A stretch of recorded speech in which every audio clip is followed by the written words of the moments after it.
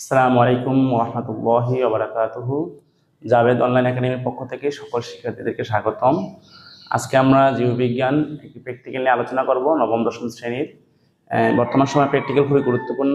একটা কাজ যদি আমি প্র্যাকটিক্যালি শিখতে পারি তাহলে সেটা আমার জন্য সব দিকে সুবিধা হয়, আমার বেসিক নলেজকেও উন্নত করে এবং ভবিষ্যতে আমি এই নলেজকে কাজে লাগিয়ে আমি আমার অন্যান্য কাজগুলো সহজে করতে পারবো। তো আমাদের আজকে প্র্যাকটিক্যাল যে পরীক্ষার নাম সেটা হচ্ছে কি উদ্ভিদের প্রসাধন পরীক্ষা। কি বললাম?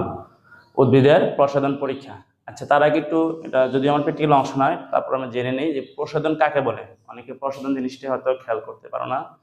তো প্রসাধন হচ্ছে ট্রান্সপিরেশন, ইংলিশে বলে ট্রান্সপিরেশন। প্রসাধন অর্থ মানে হচ্ছে উদ্ভিদের বায়বীয় অঙ্গ থেকে পানি বাষ্প আকারে বেরিয়ে যাওয়াকে প্রসাধন বলে।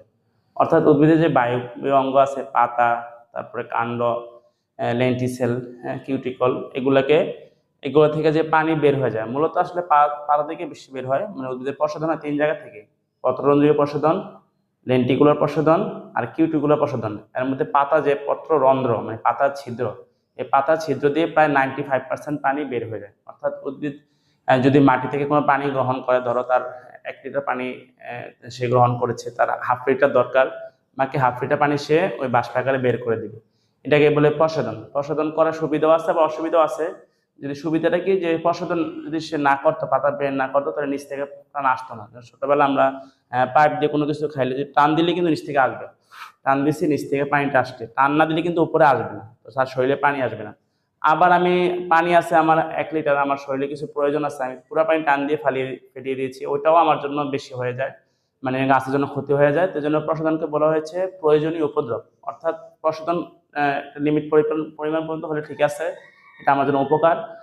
আবার হইতে পারে যদি আমি প্রসাধন যদি বেশি হয়ে যায়, যে অর্থাৎ আমার শরীরে যা লাগে ওইটুক পানি না রেখে সে বেশিরভাগ পানি বের করে দিয়েছে, তাহলে আবার এটা উদ্ভিদের জন্য ক্ষতি হইতে পারে। তো এই জন্য আমার প্রসাধনকে আমরা প্রয়োজনীয় নেসেসারি ইভিল আর কি, যে প্রয়োজনীয় তোমার শত্রু বলা হয়েছে। অর্থাৎ তোমার দরকারও আছে, আবার বেশি হইলেও সমস্যা। যাই হোক, আমাদের আজকের যে পরীক্ষণ, ওই পরীক্ষণটাকে যাই। তাহলে এখানে আমার পরীক্ষার জন্য কি লাগবে? একটা সতেজ উদ্ভিদ লাগবে। কি লাগবে? সতেজ উদ্ভিদ লাগবে, যেটার সবকিছু ঠিক আছে। তারপরে সেলোফোন ব্যাগ, মানে একটা আমরা পলিথিন প্লাস্টিকের ব্যাগ আমরা নিব। সুতা বা ক্লিপ, সুতা দিয়ে আমরা ব্যবহার করবো, সুতা নিব। এবং পানি লাগবে, যদি গাছে আগে থেকে পানি থাকে আর পানি দেওয়ার প্রয়োজন নেই, আর না থাকলে আমরা পানি দিয়ে নিব। তাহলে এখানে এটাই বলেছি, প্রথমে কার্যপদ্ধতিতে গাছে পর্যাপ্ত পানি ঢেলে নেই। পাতাসহ একটি শাখাকে, অর্থাৎ যদি একটা গাছ, গাছের তোমার মনে করো গাছ যদি আমি দেখি, তাহলে গাছের যে পাতা, একটা শাখা আছে, এই পাতাসহ একটি শাখাকে আমরা কি করব, এরকম ভাবে সুতা দিয়ে শাখাকে সেলোফোন ব্যাগ পেঁচিয়ে রেখে দিব এখানে, ব্যাগ দিয়ে ঢেকে, ব্যাগ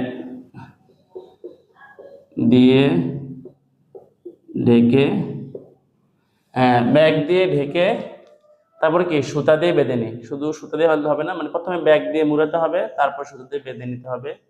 তারপর কি বলছি, যে খেয়াল রাখি বাতাস যেন বাইরে থেকে ঢুকতে না পারে, অর্থাৎ এমন ভাবে বাঁধবো যাতে মানে বাইরে থেকে বাতাস ঢুকতে না পারে। আমি দেখবো আসলে প্রসাধন হয় কিনা। অনেকে হয়তো খেয়াল করেছে, অনেকে বাবা মা বাজার থেকে সবজি আনলে দেখবো পলিথিনে পেঁচা নিয়ে আসলে অনেক সময় দেখবো যে পলিথিন গায়েও পানি জমে থাকে। এটা কিন্তু বাইরে থেকে আসে না, এটা ওই পাতার ভিতরে পানি ছিল, ওই পানিটা সে বাষ্প আকারে বের করে দিচ্ছে। তখন এই পানিটা তোমার পলিথিনে যেহেতু বাড়াইতে পারে না, বাতাস ফাঁকা জায়গা থাকলে বাতাসে মিশে তো বুঝতে পারতাম না, কিন্তু পলিথিন থাকার কারণে আমরা বুঝতে পারি। তো এই জিনিসটি আমরা দেখবো প্র্যাকটিক্যালি। তো এই খেয়াল রাখি, তারপরে এই অবস্থায় 1 ঘন্টা রেখে দিই, একবারে 1 ঘন্টা রেখে দিব।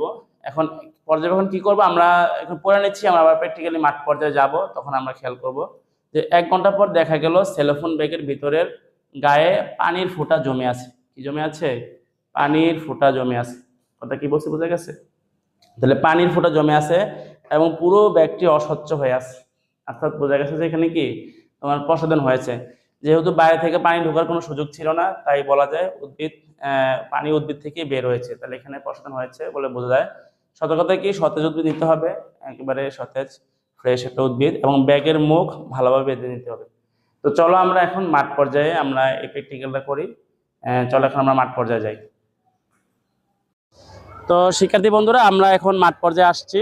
তো মাঠ পর্যায়ে আমরা এখন এই যে একটা গাছ, এখানে এই গাছের পাতা আসলে প্রশোধন হয় কিনা দেখবো। আমরা প্রথমে এটাকে পানি দেওয়ার কথা ছিল, এটা যথেষ্ট গতকালকে বৃষ্টি হয়েছে, পানি আছে, দেওয়ার প্রয়োজন নেই। তো এখন আমরা এটাকে একটা সেলফোন ব্যাগ দিয়ে এটাকে বেড়ে দিব এবং 1 ঘন্টা পরে পর্যবেক্ষণ করব। দেখি ব্যাগটা, তাহলে এটাকে আমরা একটা পলিথিন দিয়ে মুড়ে দিচ্ছি।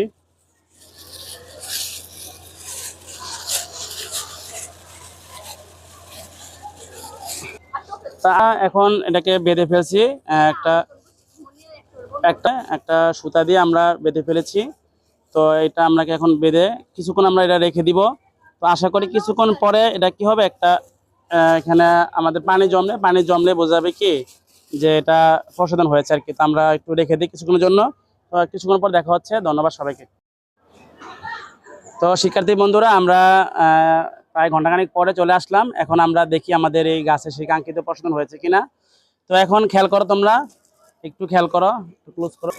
দেখো এখানে আমাদের এই যে গাছের যে ইয়াটা, দেখো এই যে আমাদের ভিজা ভিজা খুব, অর্থাৎ বোঝা গেছে কিছু পানি জমছে, অর্থাৎ গাছের যে অংশটা ছিল বায়বীয় অংশ, সেখান থেকে কিন্তু পানি অলরেডি বেড়েছে, তোমরা দেখতে পাচ্ছ। দেখো পানি জমে গেছে এবং গাছটি খুবই এয়ারটাইট ছিল, বাইরে থেকে পানি ঢোকার কোনো সম্ভাবনা নেই। এবং দেখা গেছে গাছের ভিতরে মানে পানি জমছে। আমি যদি একটু খুলেও দেখাই তোমাদেরকে, এই যে দেখো প্রায় ভিজা ভিজা আমার হাত একেবারে ভিজে গেছে। তাহলে বোঝা গেল যে উদ্ভিদের বায়বীয় অঙ্গ থেকে, অর্থাৎ পাতা থেকে প্রশোধন হচ্ছে, প্রতিনিয়ত বাষ্পাকারে বেরিয়ে যাচ্ছে। তো পানির এই বাষ্পাকারে বেরিয়ে যাওয়ার যে প্রক্রিয়াটাকে, এটাকে বলা হয় প্রশোধন। তাহলে এই ছিল আমাদের আজকের প্র্যাকটিক্যাল। ধন্যবাদ সবাইকে। সবাই আজকের ভিডিওটা পছন্দ করেছ। আমাদের জাবেদ অনলাইন একাডেমি থেকে তোমরা সবাই আশা করি যুক্ত থাকবে এবং তোমরা সাবস্ক্রাইব করবে। যারা তোমাদের বন্ধু আছে তাদেরকেও বলবে, বন্ধুদেরকে সাবস্ক্রাইব করার জন্য। তো ধন্যবাদ সবাইকে।